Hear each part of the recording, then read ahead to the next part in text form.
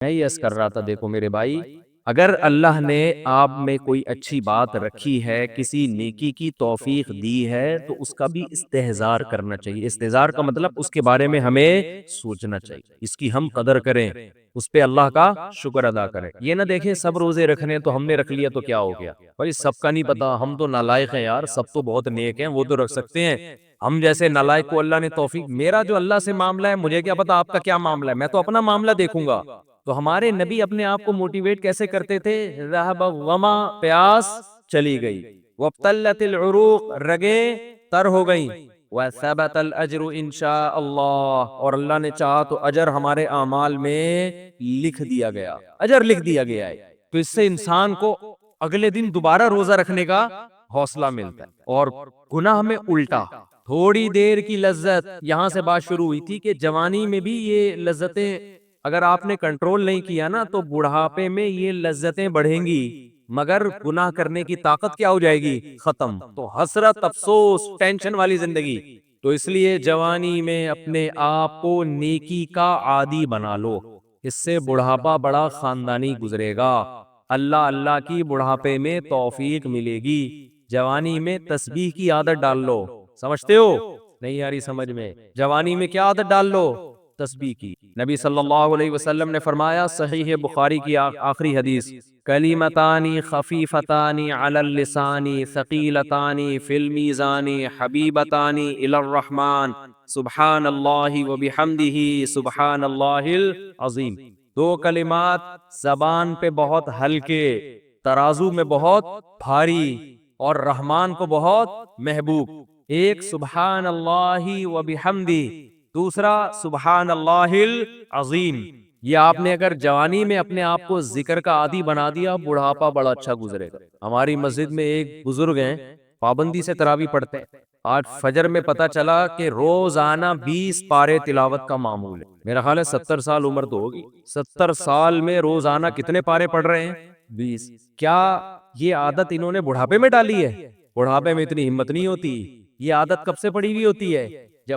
جوانی میں روز 20 نہیں پڑھتے ہوں گے، 2 پڑھتے ہوں گے، 3 پڑھتے ہوں گے، لیکن جیسے جیسے عمر بڑھ رہی ہے وہ تعداد کم ہونے کے بجائے بولو وہ شوق بڑھتا چلا جا رہا ہے۔ عین ممکن ہے کچھ دنوں کے بعد یا چند سالوں کے بعد صحت اجازت نہ دے، عین ممکن ہے، لیکن شوق تلاوت کا کم ہونے کے بجائے بڑھے گا، اور اللہ اجر کس پہ لکھے گا؟ شوق پہ۔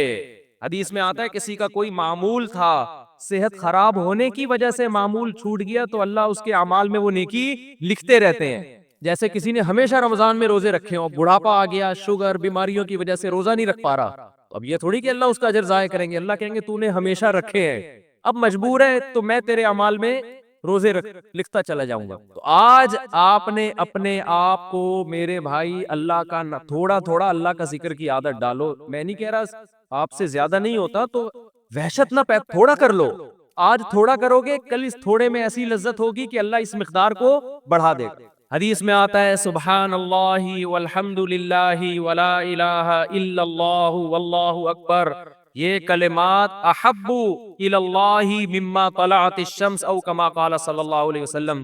سورج جن چیزوں پہ طلوع ہوتا ہے، ظاہر ہے سورج تو پوری دنیا پہ طلوع ہوتا ہے، ان تمام چیزوں میں اللہ کو سب سے زیادہ محبوب یہ کلمات ہے۔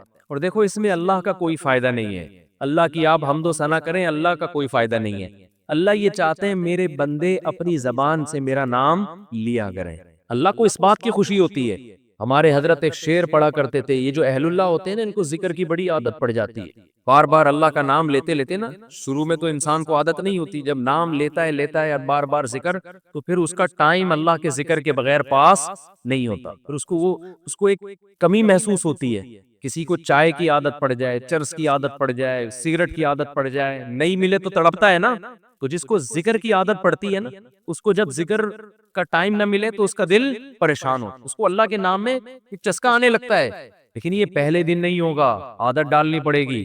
تو روز آنا اس کا معمول بنا لے، 100 دفعہ صبح، 100 دفعہ شام تسبیح کا معمول بنا لے۔ اس سے کیا ہوگا؟ ابھی شاید دل نہ لگے آپ کا، لیکن جیسے جیسے عمر بڑھے گی اللہ کے نام کا چسکا لگنا شروع ہو جائے، بڑھاپا بہت اچھا گزرے گا، اللہ کو یاد کر کے گزرے۔ کھوپڑی شریف میں بات آ رہی ہے کہ نہیں آئی؟ اور اگر ہر وقت دنیا کے تذکرے کرتے رہنا ہر وقت ویڈیو گیم لے کے بیٹھے ہوئے پب جی کھیل رہے ہیں، سانپ والا اب تو سانپ والا ختم ہو گیا، اب آ رہا ہے سانپ والا، نوکیا میں آتا تھا سانپ لمبا ہوتا جا رہا ہے، اس کو پتہ نہیں فضول ٹائم ویسٹ کر رہے ہیں۔ ہم پریشان ہوتے ہیں یار، ہمارے پاس کاموں کو نمٹانے کا ٹائم نہیں ملتا، ہم تو چاہ رہے کاش یہ دن 24 گھنٹے کے بجائے 48 گھنٹے کا ہو جائے، اور لوگ کیا کر رہے ہیں کہ وہ باقاعدہ ارادہ کر کے ضائع کر رہے ہیں ٹائم۔ ہمارے تو کام نہیں نمٹتے، جب ہم رات کو سونے کے لیے لیٹتے ہیں تو کہتے ہیں یار آج کا دن بھی گزر گیا اور کام ویسے کے ویسے ہی، اور ادھر باقاعدہ ارادہ کر کے جو ہے نا ٹائم ضائع کیا جا رہا ہے کہ چلو ٹائم ویسٹ کرتے ہیں۔ ایسی چیز میں ٹائم گزر جائے نا جو ذہنی تفریح کا ذریعہ بنے تو بھی ٹھیک ہے، گپ شپ لگا لو دوستوں کے ساتھ بیٹھ کر، یہ کیا ہے یار دماغ کو خام خواہ تھکا رہے ہو بیٹھ کے۔ تو اگر پب جی کھیلنے کی عادت ڈال لی تو جاؤ گوروں کا بڑھاپا دیکھو، اولڈ ہاؤس میں بڑھاپے میں سنوکر کھیلتے ہیں، کیرم بورڈ کھیلتے ہیں، لڈو کا نہیں مجھے پتا، یہ چیزیں کھیل رہے ہوتے ہیں بڑھاپے میں، اور ہمارا بوڑھا بڑھاپے میں ایک ایک دن میں 20 پارے ختم کر رہا ہے، سمجھتے ہو کہ نہیں؟ وہ نماز میں دل بہلا رہا ہے، وہ تہجد میں اس کا ٹائم گزر رہا ہے، کوئی ویڈیو نہ بنائے، لکھا ہوا ہے نا۔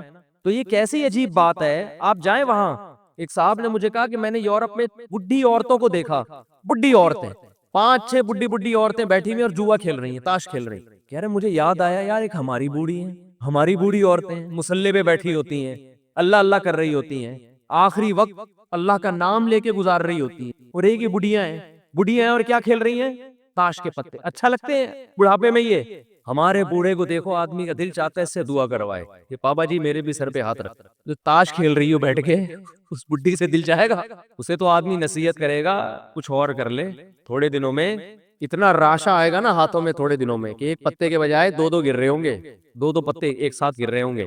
تو اس لیے کارآمد بنا لو، کچھ تھوڑا بہت اللہ کا نام لے لیا۔